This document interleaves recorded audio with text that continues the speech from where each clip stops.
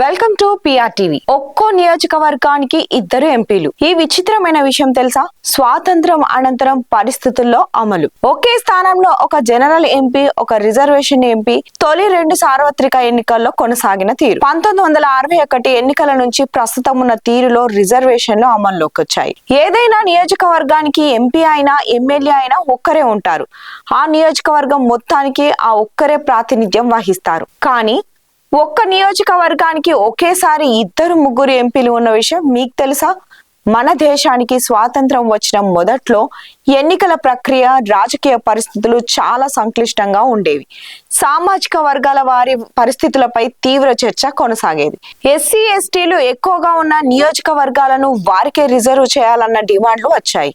అయితే అప్పటికే రాజకీయాల్లో ముందంజలో ఉన్న అగ్రవర్గాలు మొదట్లో దీనికి ఒప్పుకోలేదు. దీంతో అలాంటి నియోజకవర్గాల్లో ఒక జనరల్ ఎంపీ, ఒక రిజర్వేషన్ ఎంపీ కలిపి 2 ఎంపీలు ఉండేలా ఏర్పాటు చేశారు. కొన్ని నియోజకవర్గాల్లో ఇలా 3 ఎంపీలు ఉండే పరిస్థితి ఏర్పడింది. స్వాతంత్రం తర్వాత జరిగిన తొలి 2 సాధారణ ఎన్నికల్లో ఇది కొనసాగింది. తొలి ఎన్నికల్లో 86 చోట్ల 1951 నుండి 52లో స్వాతంత్ర భారత మొట్టమొదటి సార్వత్రిక ఎన్నికలు జరిగాయి.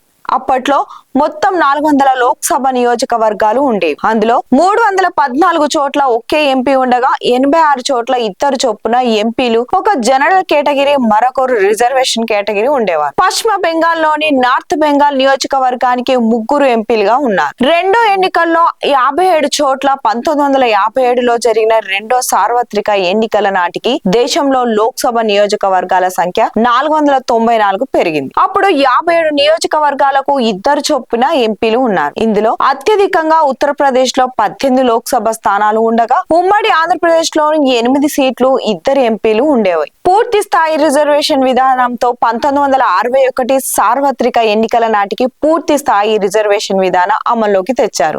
ఎస్సీ ఎస్టీల సంఖ్య ఎక్కువగా ఉన్న నియోజకవర్గాలకు రొటేషన్ పద్ధతిలో రిజర్వేషన్లను వర్తింపజేస్తూ వస్తున్నారు.